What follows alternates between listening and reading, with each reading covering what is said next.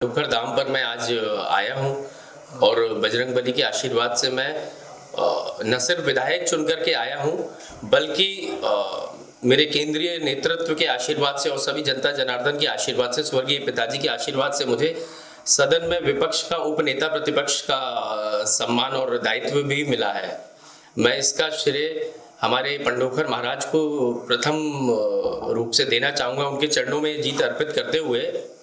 और मैं ये कहना चाहूँगा, आज से कुछ माह पहले मैं यहाँ पहली बार आया था अपने जीवन काल में और बिन बुलाया आया था। मैं तो हमारे नेता सज्जन सिंह वर्मा जी आ रहे थे तो उनके साथ सिर्फ बैठ के चला आया। मैंने कहा हमारे नेता के प्रोटोकॉल में, और यहाँ पे मैंने कहा धाम पे आशीर्वाद ले लूंगा।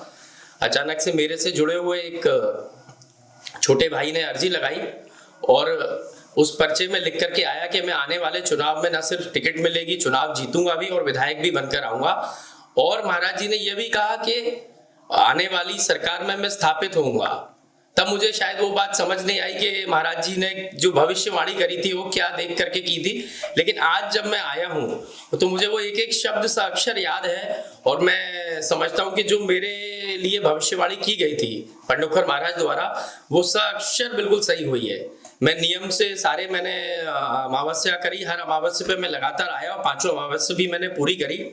और मैं कहना चाहूंगा कि इस जीत में महाराज जी की बहुत अहम भूमिका है। हनुमान जी के आशीर्वाद के बिना, पंडोखर महाराज के आशीर्वाद के बिना ये जीत संभव नहीं थी। और जैसा कि उन्होंने उस समय पे भविष्यवाणी पूरी करी थी, जो भविष्यवाणी करी थी वो आज साक्षर पूरी हो गई है।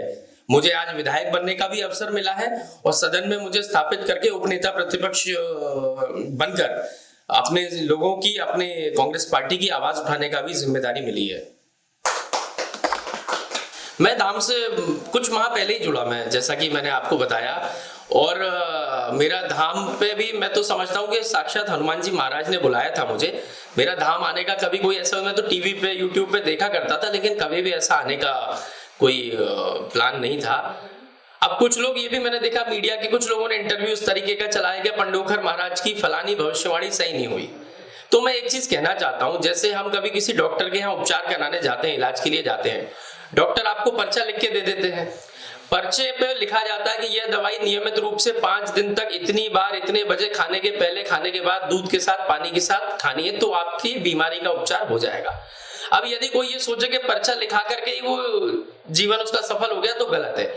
यदि आप जीवन में नियमों का पालन नहीं कर रहे, डॉक्टर की बताई हुई चीजों का पालन नहीं करेंगे तो आपका इलाज नहीं हो पाएगा। वैसे ही जब तक पंडोखर महाराज ने जो पर्चे पे लिखकर दिया है उसके बाद अमावस्या का आप लगातार आपने नहीं किया है पूजन, जो नियम आपको बताए गए उनका पालन नहीं किया है, तो आपको जीवन में सार्थक कभी भी फल नहीं मिलेगा। और यदि आप पालन कर रहे हैं तो मैं अपने विश्वास से कह सकता हूं कि आपको जो पर्चे पे लिखा है वो 100 नहीं, 1000 नहीं, 1,00,000% वो बात पूरी होगी। तो यदि किसी की भी भविष्यवाणी पूरी नहीं हुई है तो मैं इसको बिना देखे ही मैं आपको अपने विश्वास के साथ कह सकता हूं उन्होंने नियमों का पालन नहीं किया होगा। एक लास्ट सवाल था कि आप पंडोखर धाम को लेकर युवाओं को क्या बताना चाहते हैं कि पंडोखर धाम आने से क्या होगा, उनको क्या संदेश देना चाहते हैं आप सिर्फ युवा को श्रेणी में क्यों जोड़ रहे हो? मैं तो सब बुजुर्गों को भी, सभी लोगों को, क्योंकि देखिए महाराज जो होते हैं उनका आशीर्वाद सबके लिए एक समान होता है। कोई पार्टी के लिए नहीं होता, कोई बड़े या छोटे के लिए नहीं होता, कोई जो स्वस्थ है या कोई बीमार है, सबके लिए महाराज का एक आशीर्वाद, हनुमान जी का एक जो कृपा होती है सब पे एक बराबर होती है। उनकी छाया सभी पर बने रहे, हम सभी को मार्गदर्शन मिलता रहे। और मैं सब लोगों से निवेदन करूंगा कि सब लोग नियम यहाँ से आए, पंडोखर महाराज से जुड़े, आशीर्वाद लें।